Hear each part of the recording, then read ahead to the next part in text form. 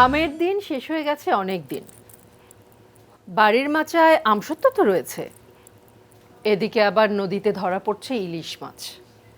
ইলিশ খেতে খেতে একটু ভিন্ন রকমভাবে ইলিশ খেতে কিন্তু মন চাইছে। তাই মাচা থেকে আমসত্ত্ব বের করে শুরু করে দেয়া হলো আমসত্ত্ব ইলিশ রান্না। আর তাই ডাকা হয়েছে আফরোজা খানম মুক্তা আপুকে। আপু কেমন আছেন? আলহামদুলিল্লাহ ভালো আছি, আপনি ভালো আছেন? হ্যাঁ ভালো আছি। এই যে আমসত্ত্ব সরিষা ইলিশ, এটা কোথাকার খাবার? এটা মূলত সিলেটের খাবার। সিলেটের খাবার? আচ্ছা।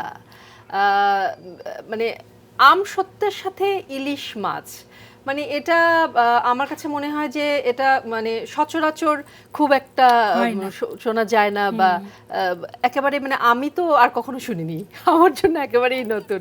বাট সিলেটে এটা মানে একটা আঞ্চলিক খাবার আমার ধারণা, মানে মোটামুটি সবাই বোধহয় এটাতে অভ্যস্ত, তাই না? হ্যাঁ জি আপু। ওকে, তাহলে চলুন আমরা আমসত্ত্ব দিয়ে ইলিশ মাছ রান্নাটা দেখে নেই। আসুন আপু। মুক্তা আপু, আমসত্ত্ব দিয়ে সর্ষে ইলিশ, এই রেসিপি তৈরি করতে যা যা ইনগ্রেডিয়েন্টস লাগবে সেটা যদি আপনি একটু দেখিয়ে দেন তাহলে আমাদের দর্শকদের সুবিধা হয়। লাগছে আমাদের আমসত্ত্ব, সাদা তেল, সরিষা বাটা, হলুদ গুঁড়া, ধনে গুঁড়া, মরিচ গুঁড়া, কাঁচা মরিচ, লবণ, আদা রসুন পেস্ট, আমার টমেটো ডেকোরেশনের জন্য, পেঁয়াজ কুচি, রিং পিস ইলিশ মাছ। ওকে, প্রথমে কি আমাদের চুলা ধরাতে হবে? জি আপু।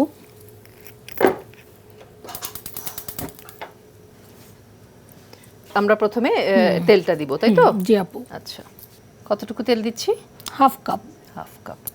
ওকে, এটাতে তো মানে যেহেতু সরিষা বাটা আছে, আমরা তো চাইলে সরিষার তেলও ব্যবহার করতে পারতাম, তাই না? হ্যাঁ। ওকে, পেঁয়াজ কুচি, তেলটা গরম হলে তারপর দিতে হয়। আচ্ছা, হাফ কাপ পরিমাণে দিয়ে দিলাম। 1 কাপ আছে এখানে, হ্যাঁ আমরা হাফ কাপ দিয়েছি। সিলেটের তো আসলে নানা রকম ঐতিহ্যবাহী খাবার আছে, যেটা হচ্ছে সাতকরা দিয়ে গরুর মাংস। সাতকরা, এটাই বলতে চাচ্ছিলাম যে সাতকরা তো সিলেটের একেবারে বিখ্যাত, মানে সবচাইতে পরিচিত একটা। তারপর আরেকটা আছে শুটকির শিরা। শুটকির শিরা? আরে এটা তো ওটা তেল ছাড়া, তেল ছাড়া শুটকিটাকে ওরা রান্না করে, তো সেই খাবারটাও ভালো। শিরা কেন? শিরা কেন মানে আমরা মিষ্টির ভিতরে যে রসটা শিরাটা থাকে, ওই শুটকিটা আমরা যে খাই মূলত আমাদের শুটকিটা কি হয় মানে গ্রেভি গ্রেভি, শুকনা না হলে হয় না, আর ওদেরটায় ঝোল থাকে, সেই জন্য ওই নামকরণ করেছে শুটকি। আমি তো এটা কখনোই শুনিনি, অন্তত এইটা যেমন আমি শুনিনি। আমসত্ত্ব দিয়ে সরিষা ইলিশ আমার প্রথম দেখা রেসিপি।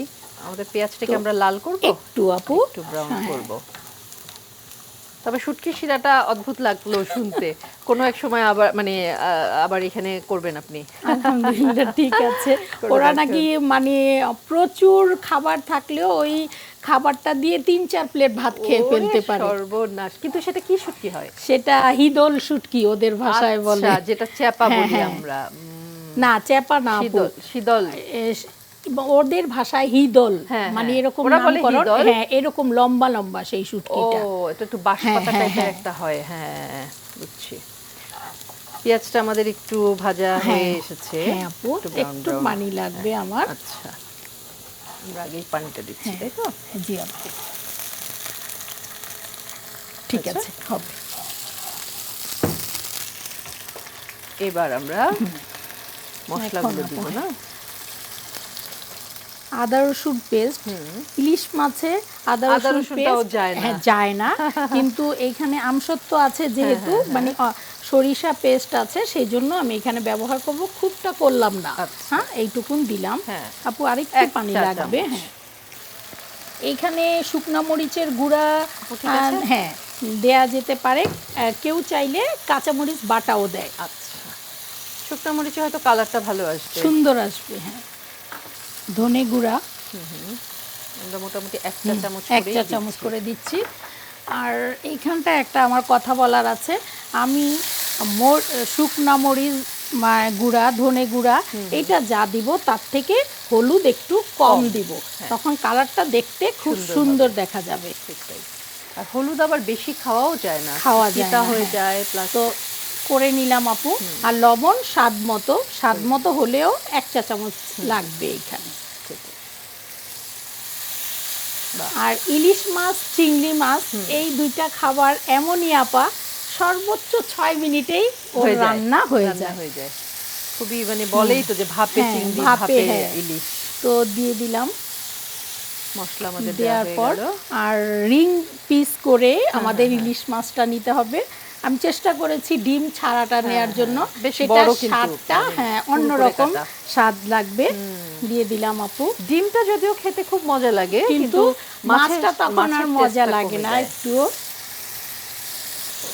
একই সমান 4টা পিস আসলে 700-800 গ্রামের যেই মাছগুলি সেটা এরকমটা নিলে মানে আপনার 7 পিস বের হবে। এখন আপু আমি 3 থেকে 4 মিনিট একটু ঢেকে রান্না করব।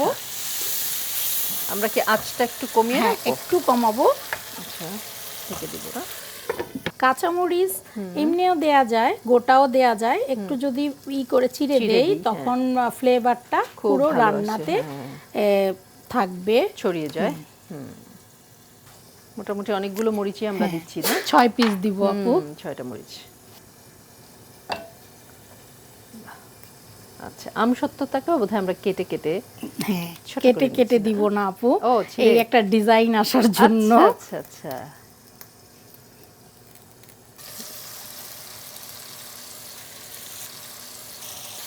সরিষা পেস্ট দিব, ইলিশের ঘ্রাণে তো সরিষা হবেই। পেস্ট দিব আপু। আমি একটু পানি দিয়ে করে নিব, না হলে এক জায়গায় থেকে যাবে। এটা না আপু, সরিষা পেস্টটা ইচ্ছা। অনেকে যারা সরিষা পেস্টটা একটু বেশি খেতে চায় তারা একটু বেশি দিতে হবে, কিন্তু 4 পিসের জন্য 2 টেবিল চামচই যথেষ্ট। আচ্ছা। আর সরিষা দিলে টেস্টও তো বেড়ে যায় অনেক, একটু বেশি দিলে অসুবিধা কি? দিয়ে দিলাম আপু। এখন কিন্তু কালারটাও একটু চেঞ্জ হবে, একটু লাইট হবে, একটু হালকা হয়ে যাবে। আমরা কিন্তু সরিষা দিয়ে দেওয়ার পর এটা কিন্তু সরিষা ইলিশ হয়ে গেল, তাই না? এখন যেহেতু কেউ যদি এখানেই শেষ করতে চায় কাঁচামরিচ দিয়ে এখানেই শেষ করবে। আবার যখন আমসত্ত্ব দিয়ে হবে তখন হচ্ছে লাস্টে আমসত্ত্ব।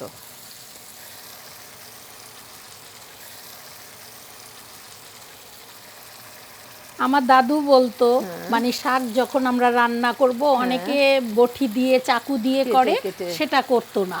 সেটাই যে এরকম ছিঁড়ে দিলে দেখেন এইখানটায়ও একটা ডিজাইন চলে আসে কার্ভিং এর। তো আমি 5 পিস দিয়ে দিলাম। 4টা মাছ আছে যেহেতু, একটা তো একটার সাথে যাওয়া উচিত।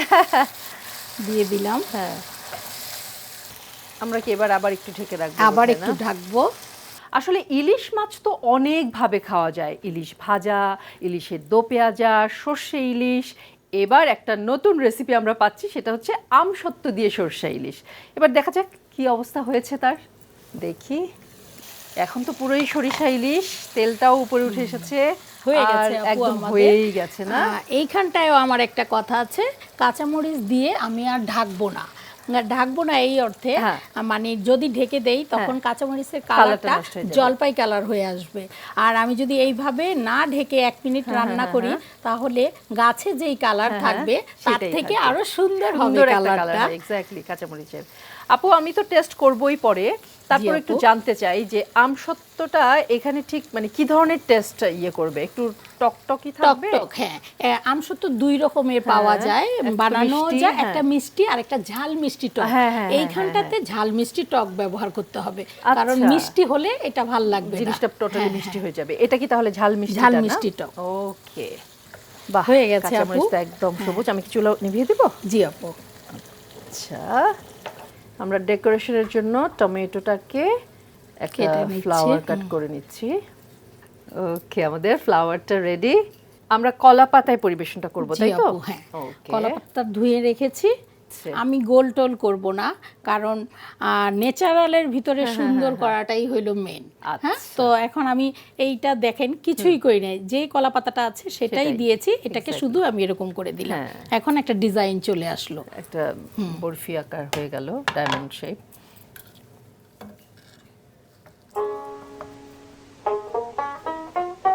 বাহ, বেশি ভালো লাগছে আমার যে মাছগুলো সব একই সাইজ, জি আপু, একই শেপের, তো এই জন্য বেশি ভালো লাগছে আমার কাছে। সুন্দর। আমরা যেহেতু হ্যাঁ। এটা আমসত্ত্বর রেসিপি, সেটা যেন থাকে।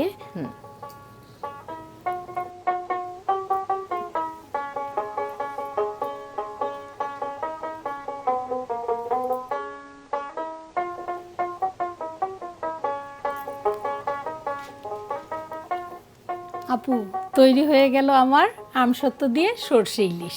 বাহ, চমৎকার।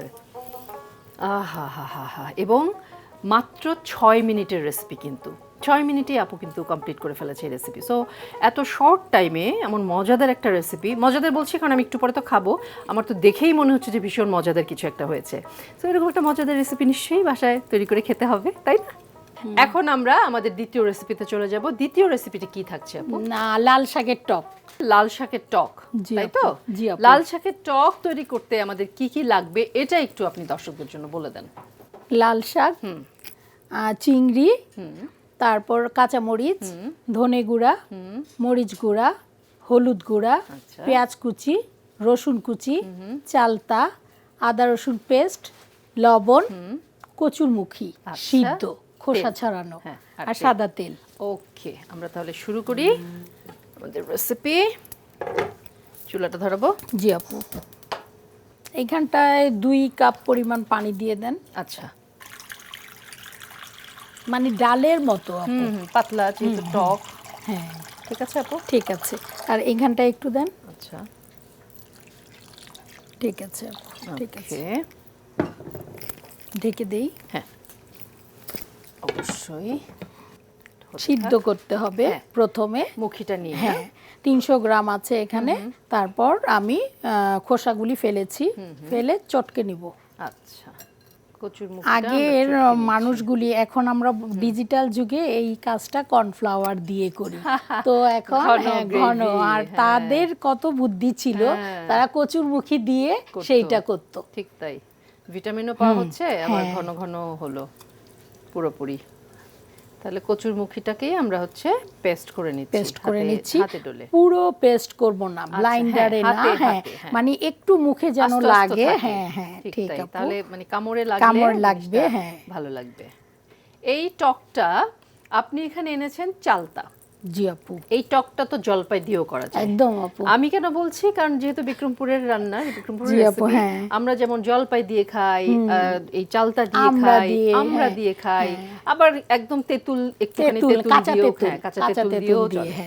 সো সিজনাল, মানে যখন যেটা থাকে, কারণ লাল শাক সব সময় পাওয়া যায়, কচুমুখিও পাওয়া যায়, আর চালতাটা, জলপাইটা মানে সিজন অনুযায়ী তখন সেটা। কিন্তু সবচেয়ে বেশি মজা লাগে চালতা আর জলপাই দিয়ে। হ্যাঁ, জলপাইটা দিয়ে, চালতা দিয়ে খুব মজা হয়, ঠিক তাই। আমাদের কচুমুখিগুলো হয়ে গেছে। ঠিক আছে, আমাদের পানিটাও কিন্তু গরম হয়ে গেছে, দিয়ে দিলাম। আচ্ছা, আমরা ডাল বসাই না, মানে ডালটাকে ধুয়ে পর দিয়ে দেই, তেল টেল কিছুই থাকে না, ঠিক ওই রকম করে আমি করব। হ্যাঁ, একটু নেড়ে আমরা ঢেকে দিই। বাহ, এবার আমরা কি করছি? এবার আমরা ওই যে ডালের মতো কি করে মশলাগুলি এই পানিটাতে দিব আপু। হ্যাঁ, তো এইখানে হাফ চা চামচ পরিমাণ আদা রসুন পেস্ট দিলাম, মরিচের গুঁড়া দিলাম 1 চা চামচের একটু কম, আচ্ছা, ধনে গুঁড়া দিলাম হাফ চা চামচ। ওকে, সেই রান্নাটাতেও বলেছিলাম হলুদ কম দিব, এটাতে আরো কম দিব। এই অর্থে দিব মানে লাল শাকের যে কালারটা, যদি হলুদ, হ্যাঁ একদম আপু। তো এইখানে লাল থাকতে হবে। দেখতে পাচ্ছেন, কোয়ার্টার চা চামচের পরিমাণে দিলাম আমি। তারপর দিব, এইখানটা একটু লবণ লাগবে যেহেতু পানি আছে, এইটুকুন দিয়ে দিলাম। ওকে,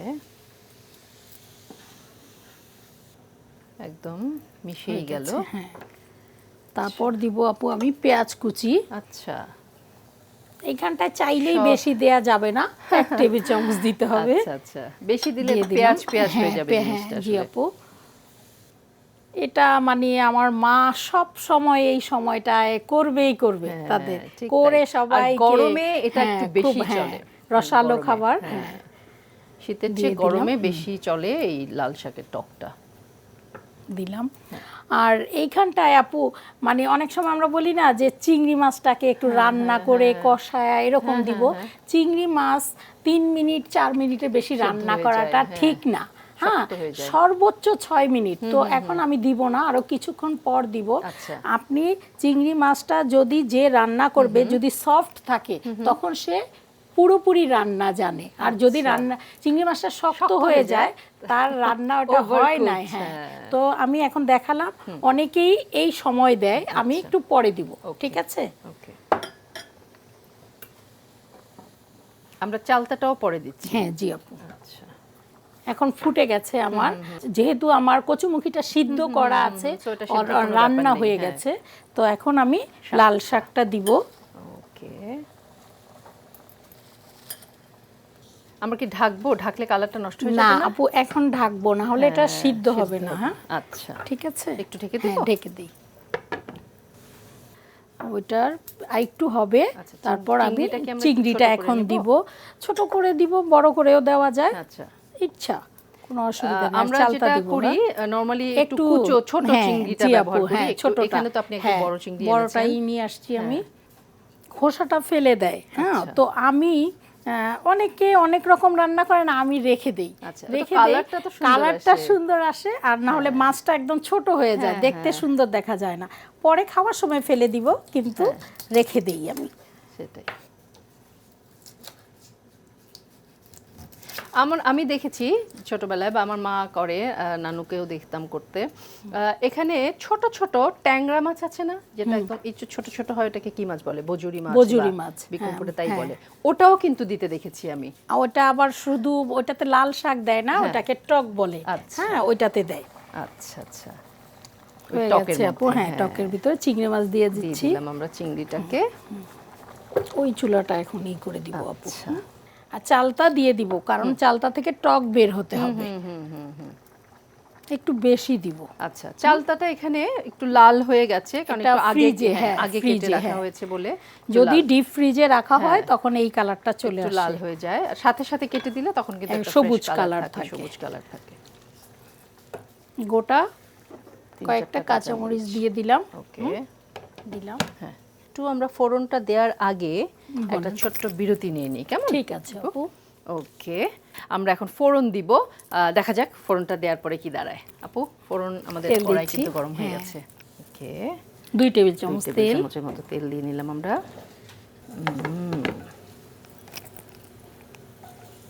রসুনটাকে আমরা চিকন চিকন করে কেটে নিয়েছি। এইখানটায় সোনালী কালারই ভাজতে হবে। হ্যাঁ, কারণ ফোড়নটা তো আসলে রসুনটা একটু সোনালী কালার হলেই যে ঘ্রাণটা বের হয়, ওইটা অসাধারণ। সুন্দর ফ্লেভার, কালার সুন্দর।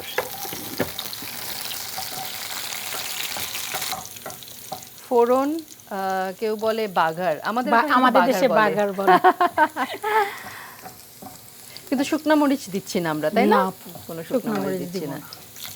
আমাদের দেশে আর একটা খিচুড়ি বলে, লাল চাল, যাকে জামির চাল বলে, ওটা তারা খাবেই খাবে। এই পিঙ্কিশ একটা কালার, খুব সুন্দর আসে। হয়ে গেছে আপু আমার।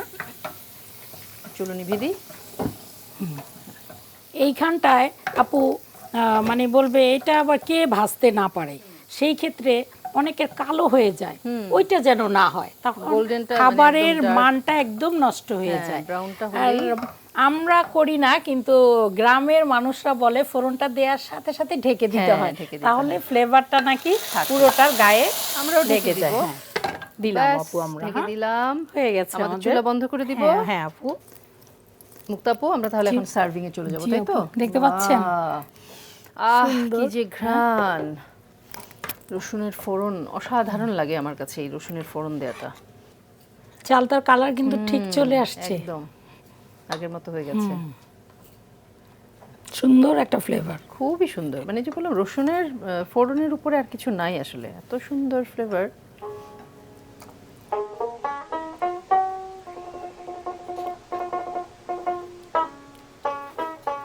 আপু, তৈরি হয়ে গেল লাল শাকের টক। বাহ, থ্যাংক ইউ ভেরি মাচ। আহা, বারবার বলছি কি যে অসাধারণ রসুনের ফোড়নের ঘ্রাণ, সত্যি। আমার দেশীয় খাবার বলে আমার তো বেশি ভালো লাগবে, এটাই স্বাভাবিক, কিন্তু আপনাদেরও কিন্তু ভালো লাগবে যদি বাসায় একবার তৈরি করে খান। থ্যাংক ইউ ভেরি মাচ আপু, এত চমৎকার দুটো রেসিপি আমরা আপনার কাছ থেকে পেয়ে গেলাম।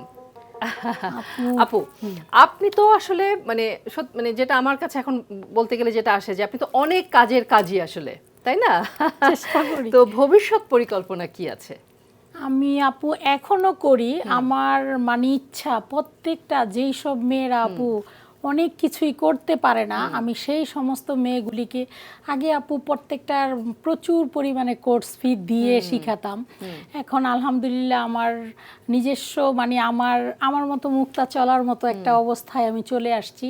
আমার চিন্তা ওই যেই সব মেয়েগুলি আমার কোর্স ফি দিয়ে তাদের শেখার ক্ষমতা নেই, আমি তাদের একদম ফ্রিতে কাজ শিখাই। হ্যাঁ, এটা মানে আমি যতদিন বেঁচে থাকবো আপু, ওই যে আমার মনটা কেমন হয়ে যাচ্ছে, আমি ততদিন তাদের এইভাবে শেখানোর চেষ্টা করব। খুব ভালো, থ্যাংক ইউ ভেরি মাচ। শুভকামনা, আপনার ইচ্ছা আপনার স্বপ্ন সুন্দরভাবে পূরণ হোক। আপনার যদি আমাদের দর্শকদের জন্য কিছু বলার থাকে আপু, প্লিজ। আপু আপনাকে অসংখ্য ধন্যবাদ, জিটিভি এক্সপার্ট রান্নাবান্নাকেও অসংখ্য ধন্যবাদ। আর প্রিয় দর্শক, আমার রান্না যদি আপনাদের ভালো লাগে অবশ্যই আপনারা করবেন। থ্যাংক ইউ ভেরি মাচ আপু। আমাদের যাত্রাপথে আবার আপনার সাথে কোনো একদিন দেখা হয়ে যাবে, ততক্ষণ পর্যন্ত আপনি ভালো থাকবেন, সুস্থ থাকবেন, সুন্দর থাকবেন। বেহুলার বিয়েতে ঝোল ঝাল ভাজা সহ রান্না হয়েছিল প্রায় 18 পদের মাছ। তার মধ্যে একটি পদ ছিল ইলিশের। ইলিশ হলো এমন একটি মাছ যা ছাড়া বাঙালির খাদ্যাভ্যাস অপূর্ণই থেকে যায়। আগামী পর্বে আরও কিছু দেশি রেসিপি নিয়ে হাজির হয়ে যাব আপনাদের সামনে। ততক্ষণ পর্যন্ত আপনারা সবাই ভালো থাকবেন, সুস্থ থাকবেন, সুন্দর থাকবেন এবং আমাদের এক্সপার্ট ডিশওয়াশ রান্নাবান্নার সাথে থাকবেন। টাটা।